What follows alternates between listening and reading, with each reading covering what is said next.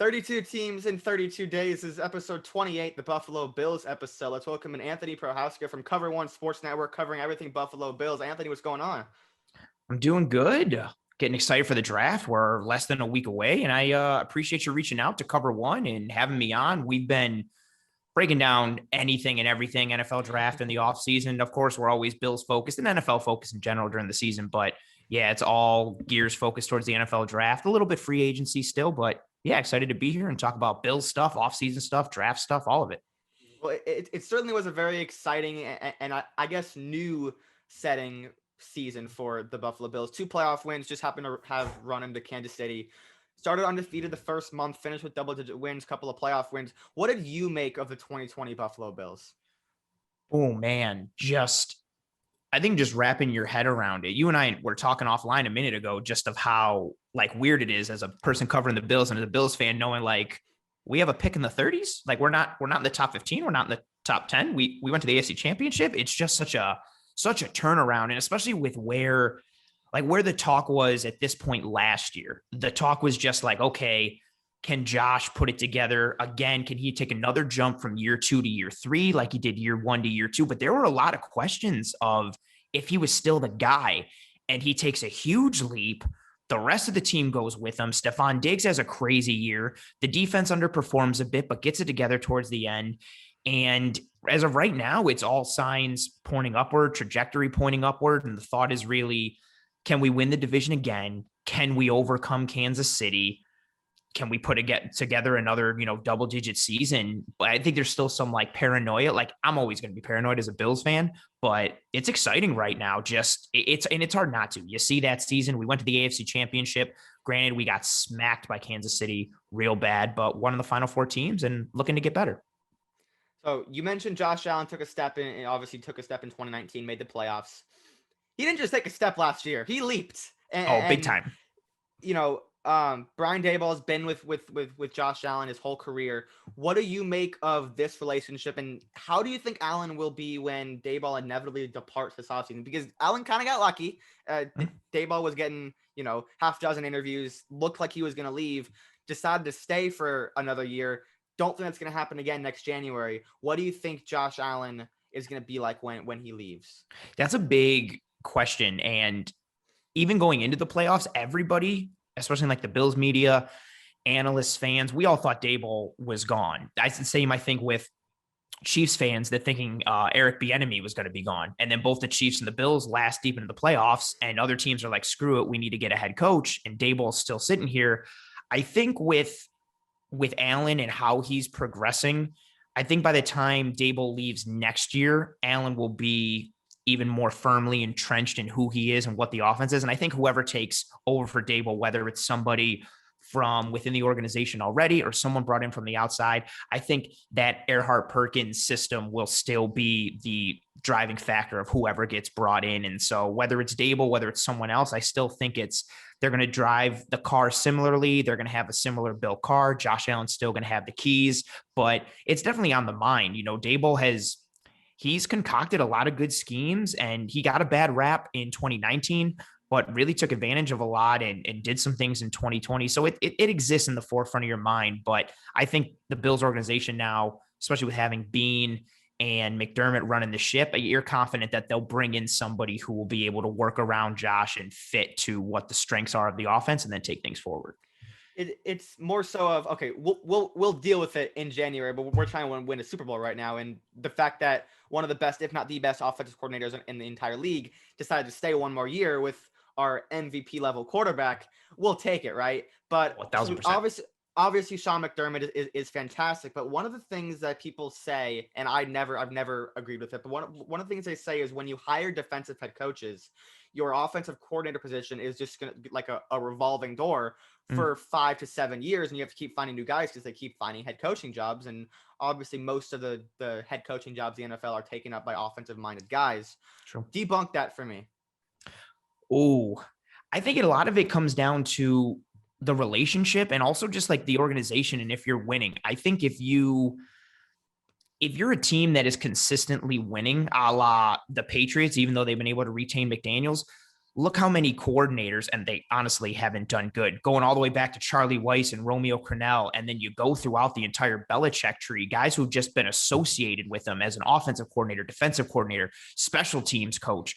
Anybody associated with a winning organization, I think you're going to run the risk of losing those type of coordinators. The Andy Reid tree is famous for that as well. The Bill Walsh tree, all those things. But I don't think I'd necessarily subscribe to, if you're a defensive coach, the offensive coordinator position is a revolving door. But I will say defensive coaches usually, the offensive coordinator with a defensive minded head coach usually has more free reign and control of the ship. So I think it makes it easier for teams to be like, well, let's bring this guy in because he's already overseeing a lot because he's got a defensive minded head coach. So I can see where that links in a little bit, but I wouldn't necessarily subscribe to that. Right. Like it makes sense, right? You know, it's tough to keep on trying to find guys, but if you're winning, Sean McDermott wins. He's one of the, seven, at worst, one of the 7 best head coaches in the National Football League. Who cares? Like he's winning. And obviously, once again, they got lucky that Daboll decided to stay. But so the Bills brought back a couple of players this offseason. We'll start up front. Daryl Williams comes back. Seemed to have found a diamond in the rough last year in free agency when he was in Carolina, had amazing production in Buffalo as their right tackle last year. Brought him back on a multi-year deal, got him a nice little payday. Teams were preparing to be in on him. Buffalo swooped in and kind of took him back right before free agency started. How big was that for them? So big. There was, and I'm assuming we'll talk about it in a bit, but coming into this offseason was, everybody was focused on Milano, Daryl Williams, and then John Feliciano to a degree, but he was a far third. It was just Feliciano. It was Milano and Williams. And the thought was Milano's a better linebacker than Daryl Williams as a right tackle. But Daryl Williams plays a more premium position. He's the focus with the salary cap being lower. At best, we're going to be able to bring back one of them. So when Milano gets signed first, a lot of the assumption was, well, we just lost Daryl Williams, especially like you mentioned, so many teams are going to be gunning for him. We figured he's one of the top tackles on the market. And then when Kansas City released some of their tackles, it was like, okay, there's some competition, but he's still up there. He had a really good year. He was a midseason all-pro pick by PFF, really recaptured some of that all-pro form that he had in Carolina. And we were thinking people were going to throw money at him. And then he comes back to the Bills, on a really good deal, 3-year deal with an $8 million average annual value, only a $6.15 million cap hit for this year. Honestly, pretty team friendly considering the year that he had. It was a nice thing to see, especially after Milano. People just kind of thought Daryl Williams was going to be gone. We thought we had to pick between one of them, Milano or Williams. And when Milano went first, we thought Williams was gone. So him coming back and on the deal that he had, it was really exciting to see. Yeah, so obviously, again, John Feliciano comes back as well, was activated during the middle of the year, only had 9 starts, but again, had a good year, one of your best guards, if not the best guard on the team, pretty much replacing Incognito, came over from Oakland a couple years ago. Were you surprised that he came back? Because you mentioned it was Milano and then Williams, and he was kind of the outlier. So were you surprised at all that he came back? Or that they got all 3? Because we'll talk about Milano in a sec. 1,000%. Like because it went the domino effect. It was like, okay, we're only going to be able to keep Milano or Williams. And then we got Milano. And it was like, okay, Daryl Williams is gone. Okay, we got Daryl Williams. Well, now Feliciano is definitely gone. We also got Feliciano. Like, I just don't think it was expected, especially with what the anticipated market was for John Feliciano. We thought somebody was going to throw more money at him. I'm a little torn on him. I'm okay with him coming back. And I think the deal that he came back on, it's a low cap hit. It's a little more money than I would have wanted to give John Feliciano, but he can play both guard spots. He can also fill in center from time to time. A lot of us, and I'll speak for myself personally, would be more comfortable if Feliciano was a rotational guy or a depth guy. I'm okay if he comes back and starts, but I'm not holistically all aboard the Feliciano train and him starting. It was nice to see him come back. He's got a great attitude. He's a great off the field guy, tremendous locker room guy. Josh loves him. He's an important part of the culture and the fabric of the team. But from an on-field perspective, I would like to see us still upgrade from him. It's not terrible going in with him as the starting at right guard, but like you mentioned he's probably our best guard. And that's because our other guard is probably going to be Cody Ford, who we're still kind of going back and forth on whether or not he can be the guy. But getting him back was a surprise. And it was nice to see from a team perspective, and the money wasn't bad, but I think a lot of us are still looking and hoping to upgrade at that position.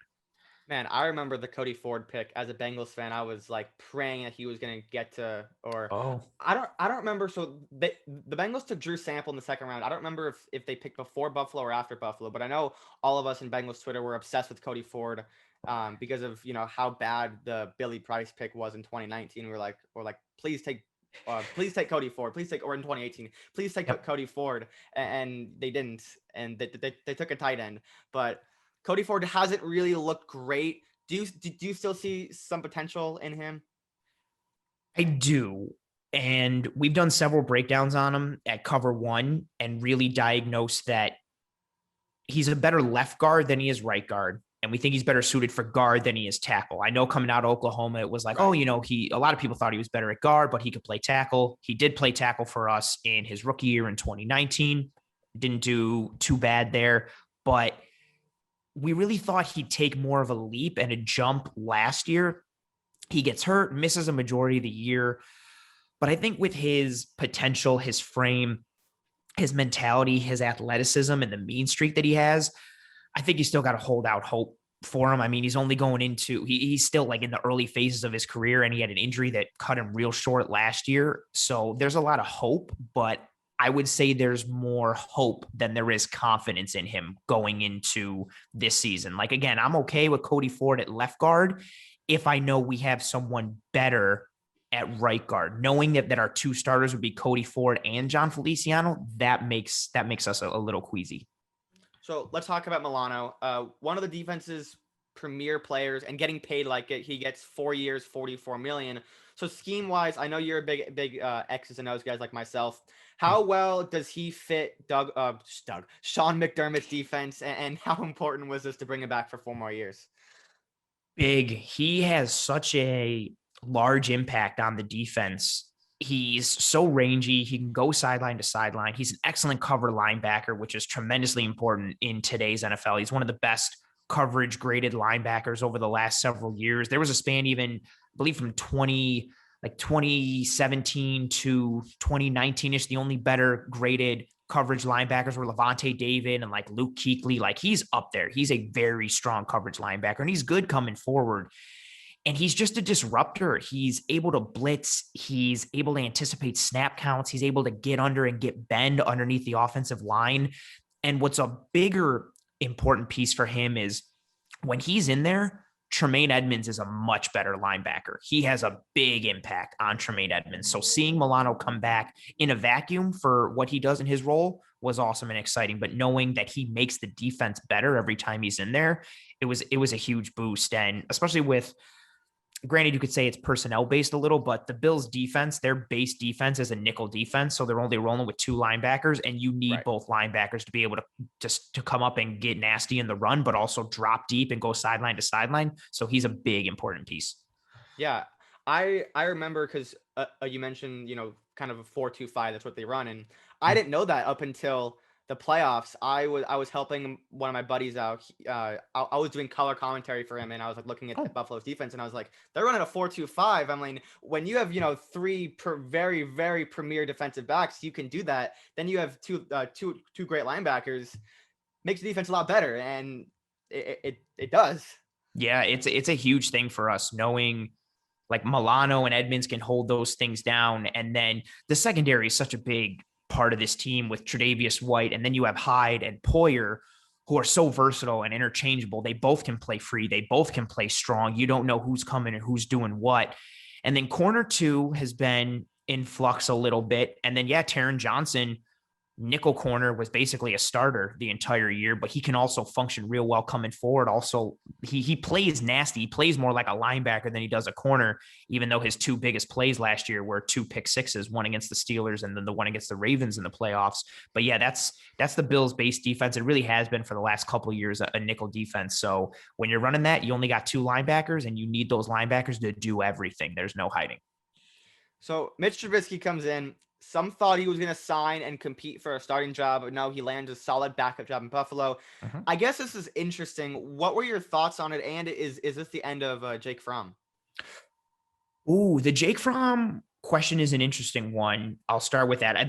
You're going to find a lot of Bills analysts and fans that want to throw Jake Fromm into any trade possible. You'll get people who are thinking like, oh, like Jalen Hurts needs a backup in Philly. Let's send Fromm in a fifth for Zach Ertz. And like, what can we do for that? Like everybody's just willing to like jettison him off the ship. But it was interesting last year. But I think it harkens back to Brandon Beane in the front office and Sean McDermott as well. They're in the draft, they're very best player available focused. And if that best player available is a quarterback, they're going to consider it. That's what they are at every single pick and every single round. They thought Fromm was the best and they brought him in. It was a little questionable, but yeah, everybody thought like, okay, is he going to be the number 2? What happens? Then there's no preseason. Barkley stays as the 2. So then it's like, okay, maybe he's the 2 this year. And then they bring in Trubisky. I like the Trubisky signing a lot. It's nice to know Trubisky isn't fantastic, but at the end of the day, he's played in multiple playoff games. He has some good experience. At the very least, he can run and do some things with his legs because he's athletic. But you've got a quarterback in Josh Allen who, knock on wood and fingers crossed, he doesn't get hurt, but he plays physical. He lowers his shoulder. He tries to truck linebackers. You need to have a solid backup. I feel much better knowing that if Josh Allen misses some time, Trubisky can hold some things down. I think Trubisky's only here for 1 year. I think he tries to rehabilitate a little. Maybe when Daboll goes to be a head coach somewhere next year, he takes Trubisky with him, and maybe Trubisky's his bridge quarterback when they draft a QB. If he takes over some team that needs a quarterback, something like that. But it's nice to know that we've got a guy, again, with how high the aspirations are for the Bills this year, we're thinking championship. So if Josh Allen were to miss a month or something like that, or 2-3 games, it's nice to know that we can put a QB in there and Trubisky, who isn't going to be as great as Josh Allen, but he won't steer the ship into an iceberg and sink us. The MVP, right? Like it's so funny seeing all the Trubisky memes.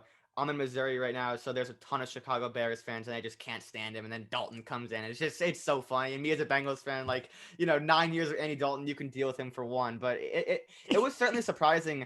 I thought he could go to San Francisco and not compete with Jimmy, but I don't know, maybe if Jimmy wants to get traded, just something like that. But Buffalo was surprising, just completely shutting the door of him being a starter this year. So I agree with you.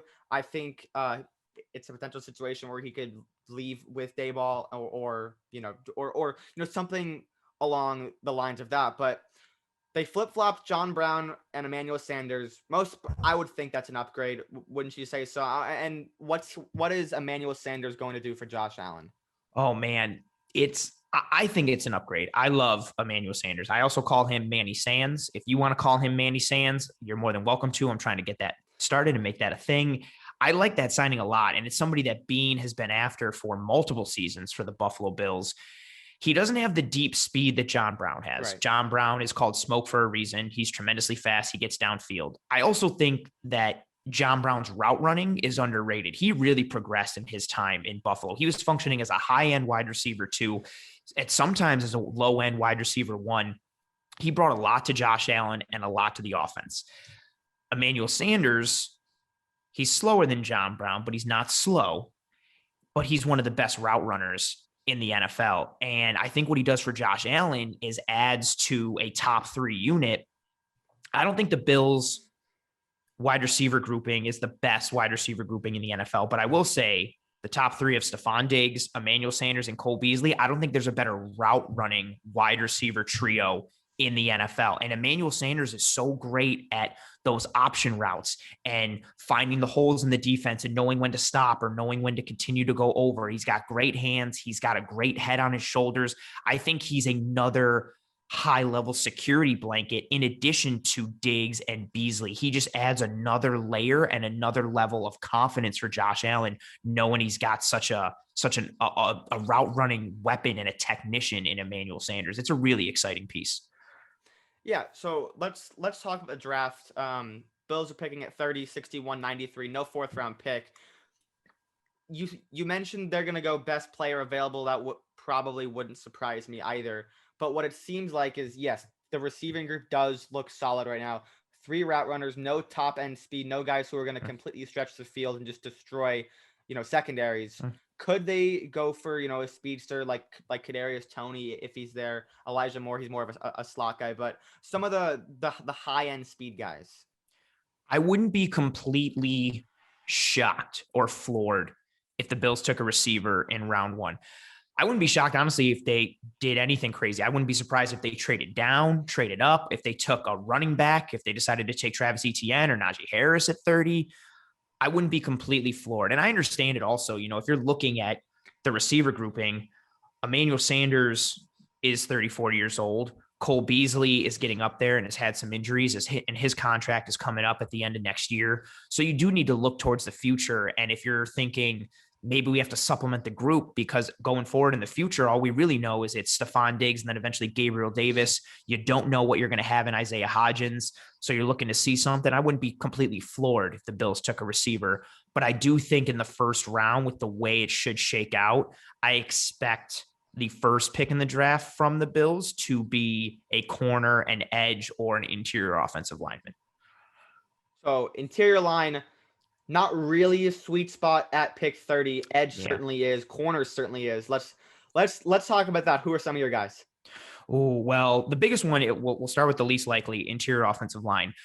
If somehow Elijah Vera Tucker were to fall, man, dude, I'd be so stoked. I just don't think it's going to happen. You hit it right on the head. If we're going to hit interior offensive line, I think it comes more in like round 2 or round 3 with the way it'll shake out. Perfect, realistic scenario, because Patrick Surtain isn't going to fall. That's not going to happen. JC Horn isn't going to drop. That's not happening. I'm willing to take a shot at Caleb Farley if he somehow falls to 30. I don't think he falls to 30. If all things were considered with his health, he's the best corner in this draft. He's a top 10 player. He's arguably one of the best non-quarterbacks in this entire draft, but I don't think he falls either. So perfect, like realistic scenario, I'm hoping Greg Newsome falls to 30 and the Bills can get Greg Newsome.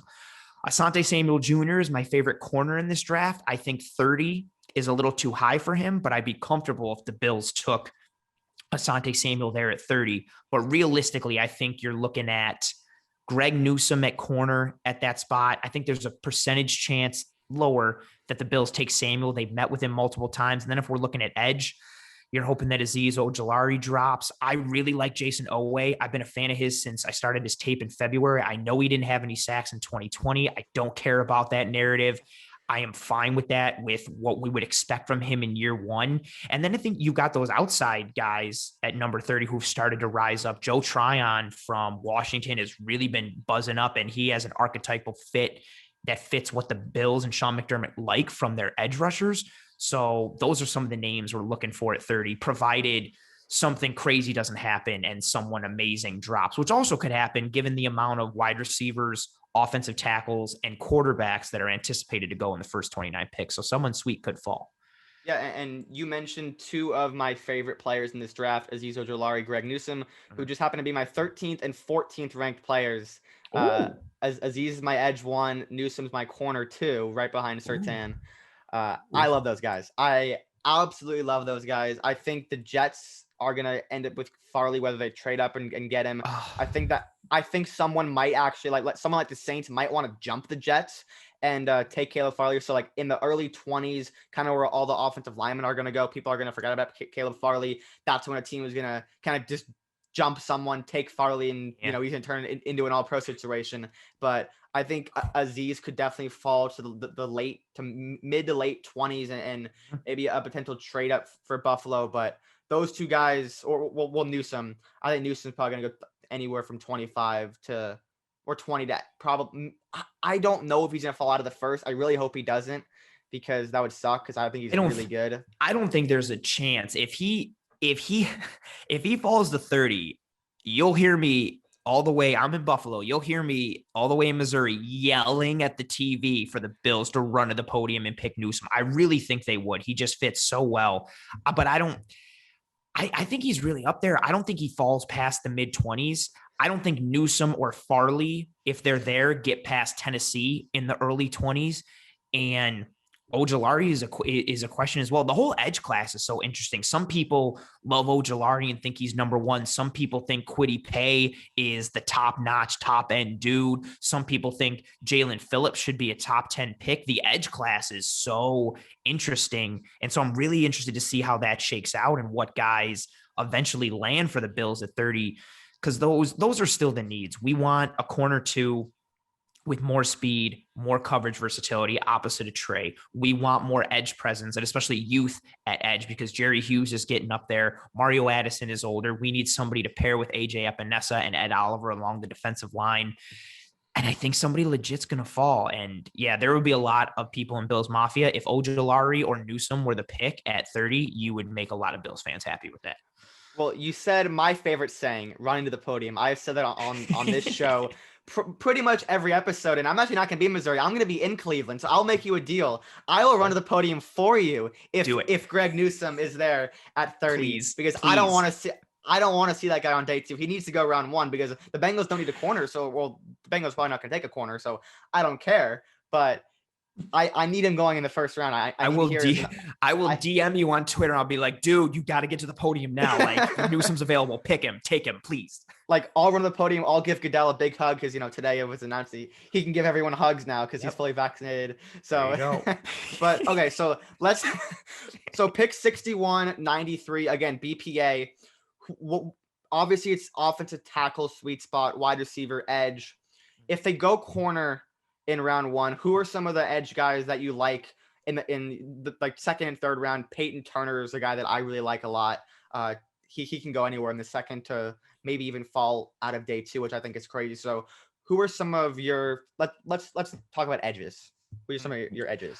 I think you hit it right on the head with who we'd be if we went corner in the first, whether it's Newsome or Eric Stokes or something along that line. If we're looking at edge in the second round, I think Peyton Turner is really up there. Although there are some people now, Brett Coleman is one of them as well, who thinks Peyton Turner is going to go in the top 20. There's certain people that are all of a sudden, I know, like he's just got a rocket strapped to his back and he's just jettisoned up the ranks. But Peyton Turner would be somebody who I'm really eyeing in the second round. If we're looking in the third, I'm thinking you're looking more towards the Rashad Weavers of the world, who is still like guys that are going to fit more of the traditional body type or build that the Bills usually look for in their edge rushers. I think Peyton Turner would be that number 1 though. But I also, again, second round, I wouldn't rule out the interior offensive line if Landon Dickerson was there at 61 or Creed Humphrey is there at 61 or Wyatt Davis.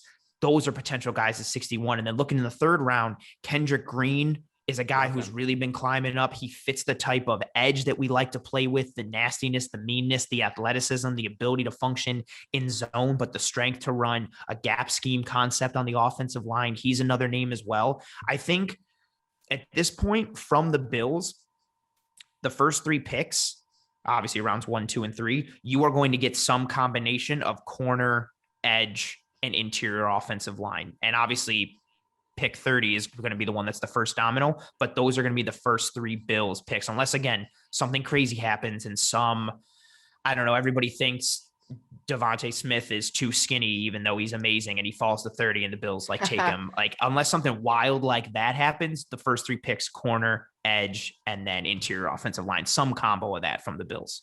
Yeah. And about Peyton Turner, you're preaching to the choir right here. I don't have him as a top 20 pick, but if someone, looks at a guy, oh, he's a 99 percentile athlete, he's a 99 percentile measurable guy, like what else are we missing here? Like he's great. He should not be there late on day 2. If he is, like, Bengals in the edge, I run to the podium to take Peyton Turner in the third round. But he's got length, he's got size. You look at the body type, and I hate doing like the player comps thing, but it's hard not to see him and not be like, oh man, he looks like Danielle Hunter from the Minnesota Vikings. And like, how does that not get you excited? And you see the bend that he has for a dude of his size and his weight. And then you combine that with the arm length and he shows good technique.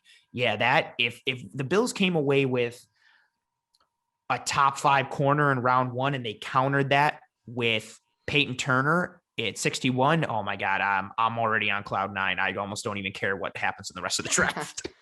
Yes. So I mean, I kind of ask everybody who comes on here, like I give them some players who might be there, and they give me their pick. Obviously, you're high on Greg Newsome, so let's say he's not there. Let's say that Eric Stokes is, Asante Samuel's there, Phillips is gone. So I guess who would edge 4 be in that scenario? Okay, so Jason Owe. So Asante Samuel, God.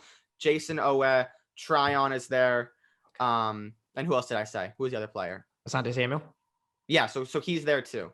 So Owe, Tryon, Samuel, and Stokes. You're breaking my heart on this one. Yeah. This is my heart. I want to say Asante Samuel so bad, but if Eric's NFL genes, he does, and he's got such great. I also hate the narrative for Asante Samuel, where I get that he's like he's under 5'10" and he's only 180 something pounds. If he was 6 foot 195, he's the top 3 corner in this draft. His pattern recognition, his zone reading skills, his ability, his hip turn, his eyes, his trigger, his willingness to come forward, they're all top notch. I have some questions with his ball tracking and his plays on the ball, which are difficult, but he's always in the right position. He's so smart.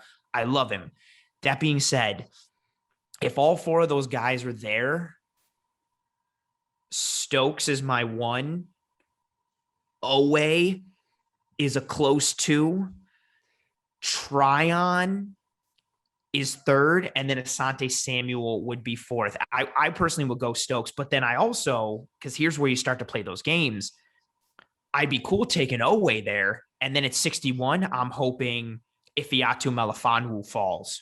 Or I love him, like his size. He just, everything about him, his size, his strengths, they fit the Bills defense and what they want to do. I'm screaming for Melifonwu in round 2. Or I'm even the other Syracuse DB. I'm also looking at Daryl Williams then in round 3, potentially. That's what, like, there's so many movable chess pieces here. I like Stokes a lot, obviously because of his speed, his scheme versatility, knowing that we have a guy opposite of Trey White who we don't have to shade over the top for because he's got athleticism and speed to run with almost anyone. We can coach him up even more, add more technique. He's athletic. He's so fast. I would be hard pressed not to take Stokes there, but Owe would be a close second for me just because I think we could also potentially get Melifonwu in the second. And there's more. Corner to me is deeper than edge rusher. And there's more corners in the 2nd round and 3rd round that I'm willing to take that could start for the Bills than there are edge rushers who could make an impact in 2021 in rounds 2 and 3. Tyson Campbell, also a guy I kind of have. He's corner 8 for me. I have Melifonwu as corner 5. I saw him like it at the Senior Bowl, and he was great, and obviously not just Senior Bowl, but his tape like that. I also like Williams, the other Syracuse DB. I think it's a good corner class. I think it's better than last year's, and last year's was obviously there was Okudah and Henderson. Then it kind of fell off. You're like, okay, is Christian Fulton going to go in the 1st round? Obviously, a couple teams reached Terrell, and then the Raiders reached on the Ohio State corner. That is forgetting Damon Arnett. So it was like, okay, these 2 guys, not really 1st round guys. So we kind of saw the weaknesses of the corner class. I loved Jeff Gladney last year. Sucks to see what was going on in in Minnesota there, but this corner class is really, really good. It's really, really good. It's so deep, and that's what I think makes I think right now I think Stokes is a better corner than Owe is an edge. Sure. But the drop off between Stokes and Melifonwu is less to me than it is from Owe to potentially who else we could get in the 2nd round. Because again, say the Bills take Owe at 30, right? There's multiple corners who I'm hoping and I'm cool with if they fall to 61. Whereas if it's the opposite, if the Bills go corner at 30, the edge that I'm really hanging my hat on for round 2 is Peyton Turner. Like, granted, there's others. There's multiple guys I know aside from Texas and a lot of people like Ronnie Perkins. Yeah. But the main one that I'm hanging my hat on for round 2 would be Peyton Turner. And just the odds and the numbers, the odds that the one guy that you want is going to last all the way to that spot, it's low. So it's definitely a chess piece and a chess match. Are you a big Rousseau guy?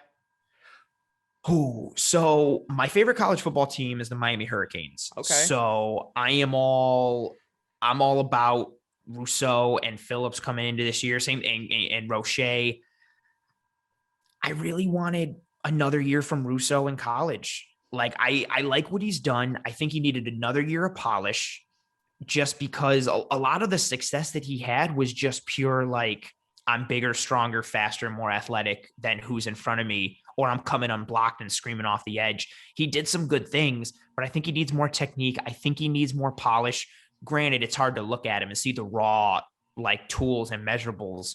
I do like him. I don't want him at 30, but if he's still there at 61, I would be okay with it, but I would prefer Peyton Turner.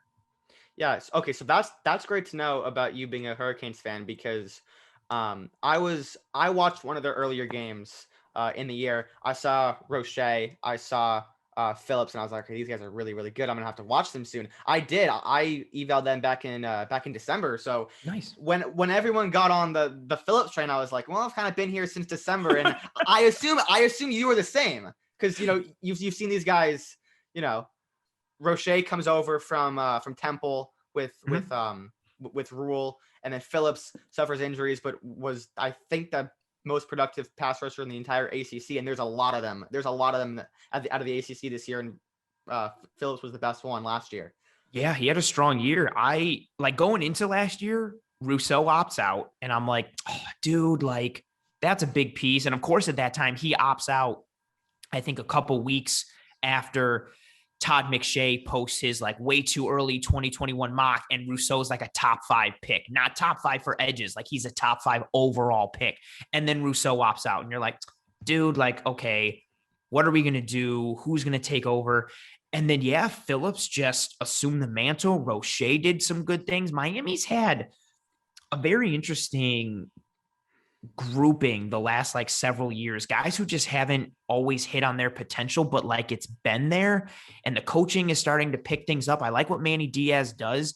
And yeah, it was nice to see what Phillips and Roche did. And yeah, I felt the same way. Like I see a lot of people talk about Phillips and Roche, and especially because they play in the ACC and it's so readily available up here in the TV market, I saw pretty much every single Miami game, and they were just doing work every single week. And then you wonder what they could have looked like last year if you added Rousseau to that mix, like that 3-headed monster at edge. Man, what a rotation. I like Jalen Phillips. I don't know if he necessarily is going to fit for the Bills because of his off the field issues combined with the medical history, but I think someone's going to take a chance on him, and they should, because his physical measurables, his size. I'm less worried about the concussion history than I am the off the field stuff. But I mean, yeah, if you put on the tape and you see him, he stands out right away. He's a monster and he plays like a monster. And if you can just add some technique similar to Rousseau, if you add some technique and some polish and some shine, oof, look out. Yep. And Pittsburgh also had a duo of pass rushers that are now draft eligible. They had 3 pass rushers. Jalen Twyman was interior, but they had Weaver, they had Patrick Jones, who I really like. I actually like both of them. But the ACC, tons of pass rushers in this year's draft. It's crazy. But Anthony, man, that was great. Thanks so much for coming on. Hell yeah, man. Thank you for having me, reaching out. We were pumped to cover one. Anytime anyone reaches out to us and wants to talk draft and football and Bills, we're all about it. So yeah, thanks for having me, man. Yeah, it was great to have you on. Make sure to follow Anthony on Twitter at @pro_ant. Follow the Cover One guys on Twitter at Cover One. They do great stuff for Bills and all types of football stuff. They do great work, so make sure to follow them. Thank you guys for listening and watching this episode of 32 Teams in 32 Days, and I'll catch you in the next one.